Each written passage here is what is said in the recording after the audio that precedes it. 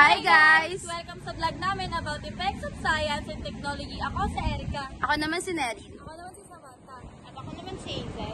At ako si JR. Let's go to our next video. Science and technology are everywhere. Pag-uusapan natin kung paano nakaka-apekto ang science and technology sa buhay natin, both good and bad. And how can we use them in a good way? Meron din kami mga real opinions mula sa mga taong nasa paligid natin. Stay tuned dahil marami pa kayo matutunan. Siyempre, don't forget to like, share, and subscribe para lagi kayong updated sa mga bagong videos namin. Science saves lives talaga yan. Tingnan nyo, vaccines, x-ray, robotic surgeries, malaking tulong yun para sa mga doctors para mas mabilis at safe yung treatment.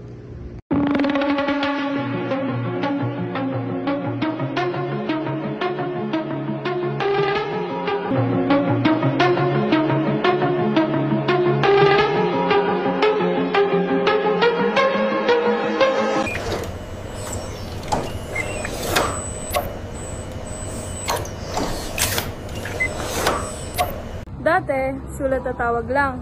Ngayon, may video calls, instant message, at social media, parang wala nang malayo. Okay naman ako, Bes.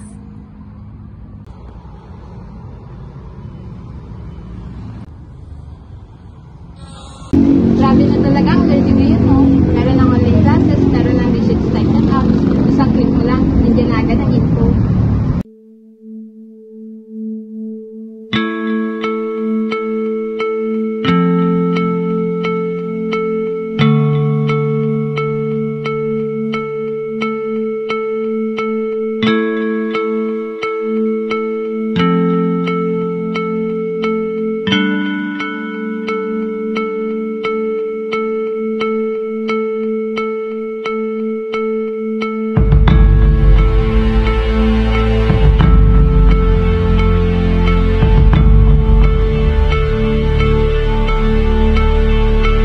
Shining down on me, move and tell me if I could send up my heart to you. So when I die, Transport at green tech, nakakabilib. Electric cars, bullet trains, pati rockets na pumupunta sa space.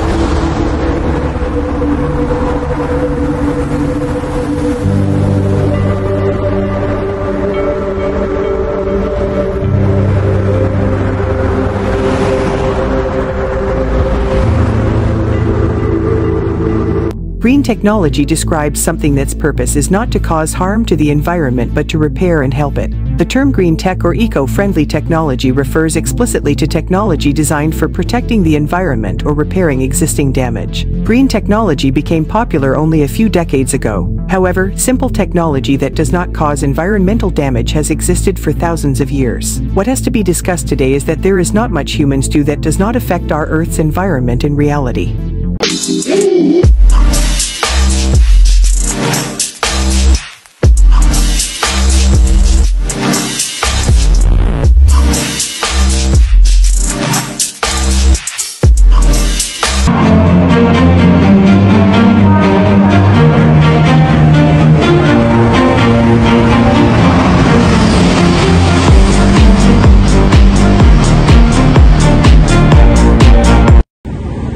Kita nyo, ang daming doors na binubuksan ng science and technology. Hey guys, so actually we also asked some of our friends kung paano sila natutulungan ng technology and also kung ano yung worries nila sa mga yun.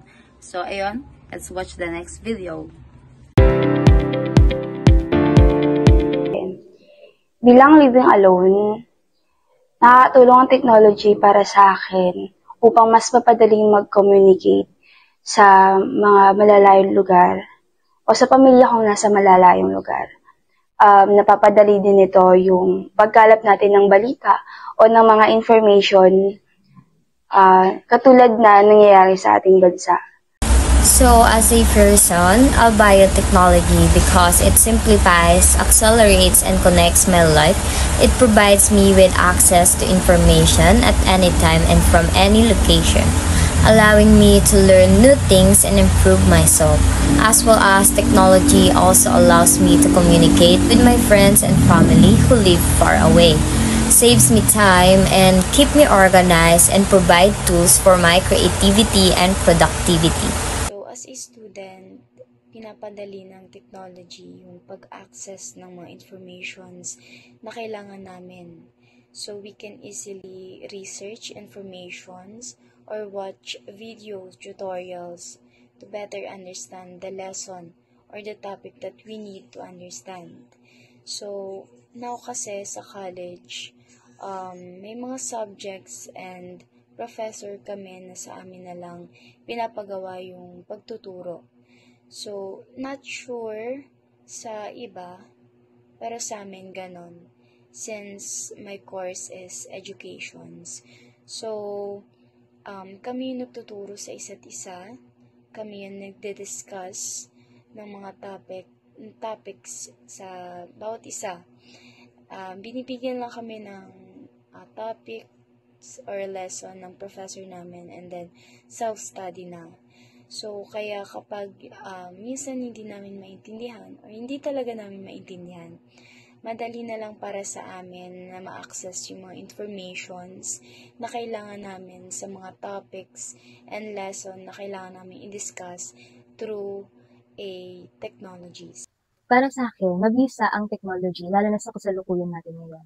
Dahil kung titignan natin ngayon, nagiging mas mabisa ang pakikipag-communicate natin sa mga tao sa pamamagitan ng technology.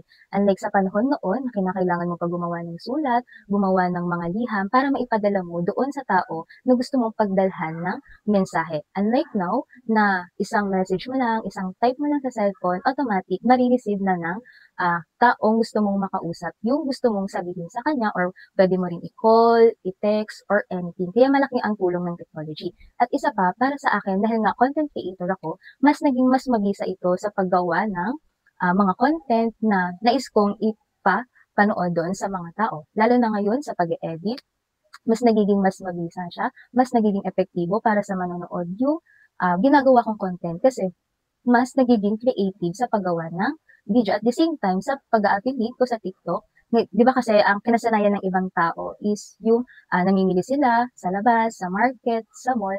Kaya ngayon, mas talaga nakakatulong ang technology kasi sa pamamagitan nito, pwede na rin tayo magbenta online, di ba? Nakakapaggawa tayo ng mga negosyo na mas mapapadali siya para doon sa mga mamimili. Kaya ganun napaka-epektibo talaga ng technology kasi napapabilis yung mga gawain natin unlike sa traditional na ginagawa natin.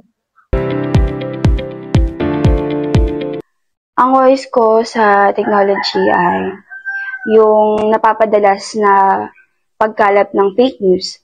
Hindi na natin malaman kung ano yung totoo sa hindi. At ngayon, nauuso na yung pag-hack ng account o na-scam na account.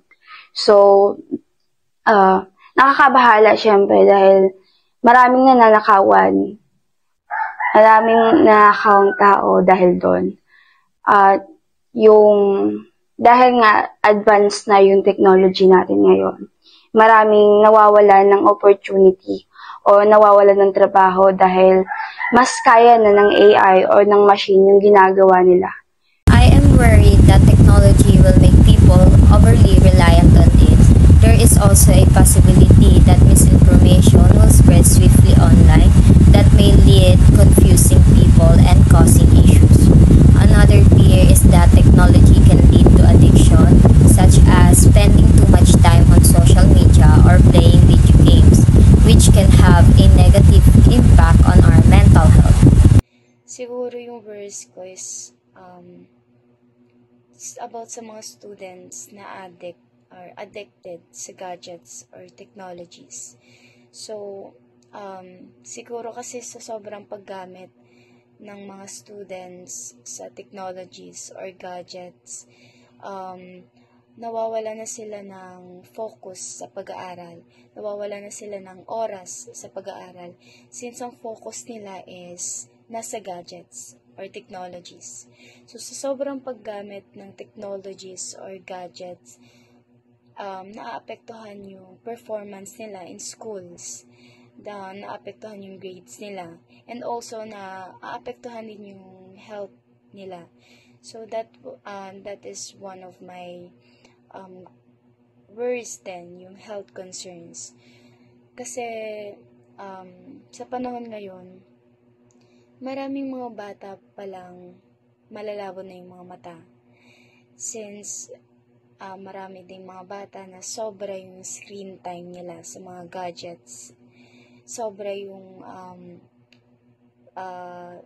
silang gumamit ng technologies. So, dahil sa sobrang paggamit nila ng technologies and gadgets, ngayon, bata pa lang, mga nakasalamin na. So, hindi rin maganda para sa mga students na sobrang gumamit ng technologies and gadgets, since naapektuhan nga nito yung pag-aaral. And dahil yun sa paggamit ng mga social medias, online games, and also the entertainment apps.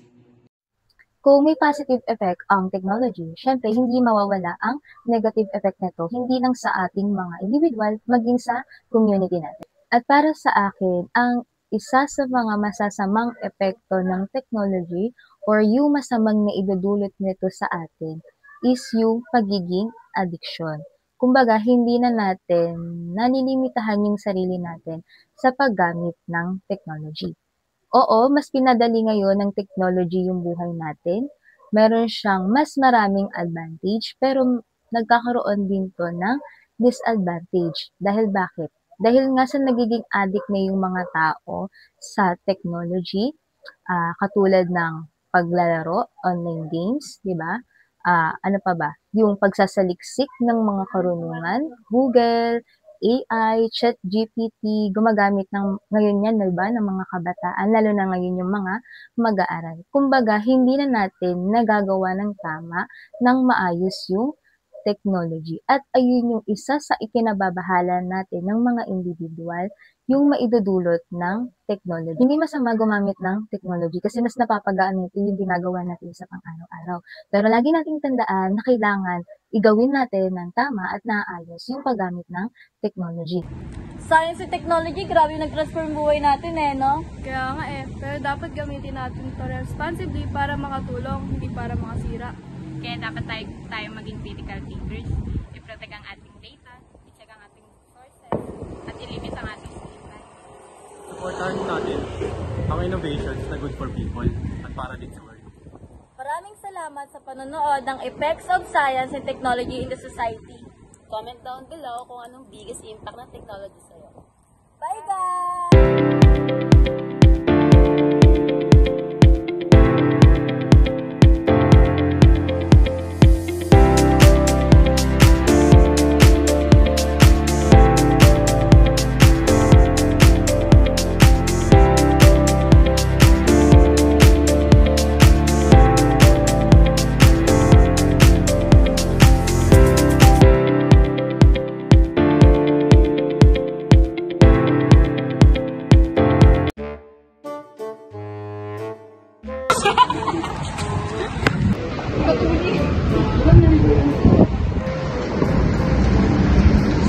Last shot kayo. Last shot? Kaya mag-inom. May bilis ko. Last. 1, 2, 3, go! Science and technology, grabe nag-transform buhay natin. Kaya naman na ito, wala nang buhay yung salita mo. Check ang sources, i-protect ang data, at i-limit ang ating screen time. Opinions ng mga tao. Guys, welcome sa vlog namin about effects in science and technology. No, piyo ka kasi.